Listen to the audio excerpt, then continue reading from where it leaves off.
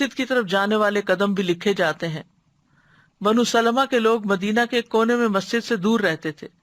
انہوں نے مسجد کے قریب منتقل ہونے کا ارادہ کیا تو یہ آیت نازل ہوئی، انا نحن نحیی الموتى ونکتب ما قدموا وآثارهم، بے شک ہم ہی زندہ کریں گے مردوں کو اور ہم لکھ رہے ہیں جو انہوں نے آگے بھیجا اور ان کے آثار بھی۔ تو رسول اللہ صلی اللہ علیہ وسلم نے فرمایا،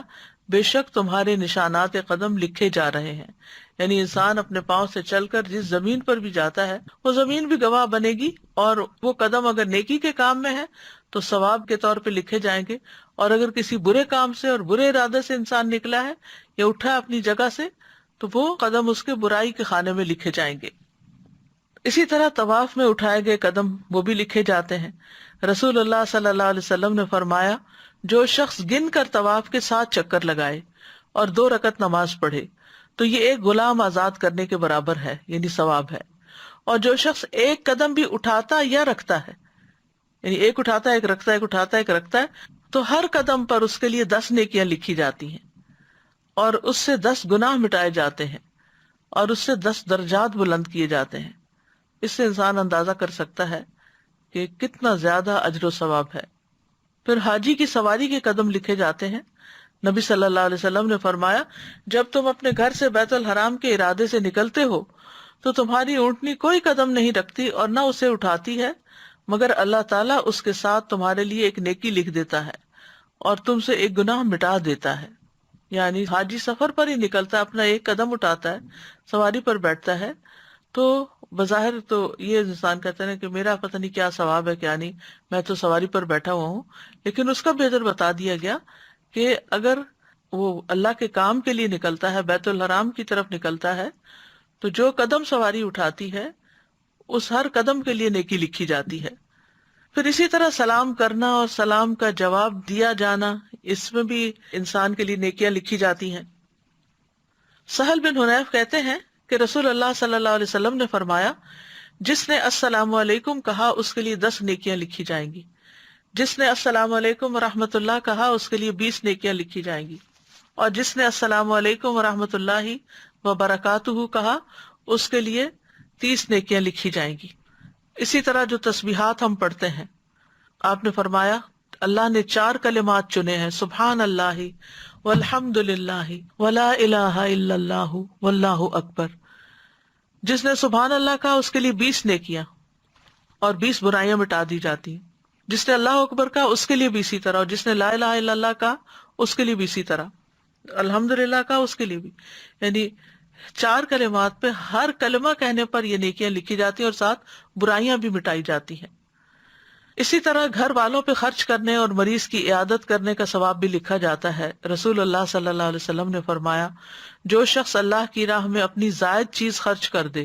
تو اس کا ثواب 700 گنا تک ہوگا۔ تو اگر ضرورت کی چیز خرچ کرے تو کتنا زیادہ ثواب ہوگا۔ اور جو اپنی ذات پر اور اپنے اہل خانہ پر خرچ کرے یا کسی بیمار کی عیادت کرے یا کسی تکلیف دہ چیز کو راستے سے ہٹا دے تو ہر نیکی کا بدلہ اس کے مثل 10 نیکیاں ہوں گی۔ اسی طرح جانور کی خوراک کے دانے کے بدلے نیکی لکھی جاتی، یعنی اگر آپ میں سے پرندے ہیں وہ ہو گئے یا ویسے آپ نے کوئی جانور پالے ہوئے ہیں تو جو بھی چارہ ان کو کھلاتے ہیں ہر دانے کے بدلے نیکی لکھی جاتی ہے۔ روح بن زمبا کہتے ہیں کہ ایک مرتبہ وہ تمیم داری کے ہاں ملاقات کے لیے گئے، وہاں پہنچ کر دیکھا کہ وہ خود اپنے گھوڑے کے لیے جو کے دانے صاف کر رہے ہیں، حالانکہ ان کے اہل خانہ بھی وہیں تھے۔ روح ان سے کہنے لگے، کیا ان میں سے کوئی یہ کام نہیں کر سکتا، انہیں گھر والے نہیں کر سکتے؟ تمیم نے فرمایا، کیوں نہیں، لیکن بات یہ ہے کہ میں نے رسول اللہ صلی اللہ علیہ وسلم کو فرماتے ہوئے سنا کہ جو مسلمان اپنے گھوڑے کے لیے جو کے دانے صاف کرے پھر اسے وہ کھلا دے تو اس کے لیے ہر دانے کے بدلے میں ایک نیکی لکھی جائے گی۔ پھر اسی طرح اللہ کے راستے میں رکھے گئے جانور کے آثار لکھے جانا۔ پہلے زمانے میں تو ظاہر ہے کہ جانوروں کے اوپر سواری کی جاتی تھی، آج کے دور میں گاڑیاں ہیں، تو اسی اعتبار سے جو شخص نیکی کے کاموں کے لیے اپنی سواری رکھتا ہے تو اس کے لیے اسی طرح اجر ہے۔ پھر اسی طرح لوگوں کو معاف کرنا لکھا جاتا ہے۔ رسول اللہ صلی اللہ علیہ وسلم نے فرمایا، تم سے پہلے آدمیوں میں سے ایک آدمی کا حساب لیا گیا تو اس کے پاس کوئی نیکی نہیں تھی مگر یہ کہ وہ لوگوں سے لین دین کیا کرتا تھا، وہ مالدار آدمی تھا، اپنے غلاموں کو حکم دیتا کہ وہ تنگ دست سے درگزر کریں، یعنی جو حالات تنگ ہے، نہیں دے سکتا قرضہ، واپس نہ دے، یا کوئی چیز خریدنا چاہتا ہے اور پیسے نہیں ہے اس کے پاس، تو اس کو چھوڑ دیں، آدھے چھوڑ دیں، پورے چھوڑ دیں۔ اور اللہ تبارک و تعالیٰ نے فرمایا ہم اس بات کے زیادہ حقدار ہیں کہ تم بھی اس سے درگزر کرو، یعنی فرشتوں سے کہا کہ تم بھی اس سے درگزر کرو۔ پھر اسی طرح لوگوں کی تکلیف پریشانی دور کرنا یہ بھی لکھا جاتا ہے۔ رسول اللہ صلی اللہ علیہ وسلم نے فرمایا جو شخص کسی مسلمان کی کسی پریشانی کو دور کرتا ہے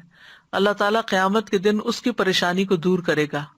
اور جو کسی مسلمان کی پردہ پوشی کرتا ہے اللہ تعالیٰ قیامت کے دن اس کی پردہ پوشی فرمائے گا، یعنی اس کے عیب ظاہر نہیں کرے گا۔ اس لیے بہت ضروری ہے کہ انسان دوسروں کی غیبت نہ کرے، دوسروں کی عیب جوئی نہ کرے، دوسروں کی برائیاں کسی اور کے سامنے ظاہر نہ کرے۔ تو راستے سے تکلیف دہ چیز ہٹانا، رسول اللہ صلی اللہ علیہ وسلم نے فرمایا جس نے مسلمانوں کے راستے سے تکلیف دہ چیز ہٹائی، کوئی فرنیچر ہے، کوئی اینٹ پتھر ہے، کسی قسم کی کوئی بھی چیز، اللہ اس کے لیے ایک نیکی لکھے گا، اور جس کے لیے اللہ نیکی لکھ دیتا ہے اسے اس کی وجہ سے جنت میں داخل کر دیتا ہے۔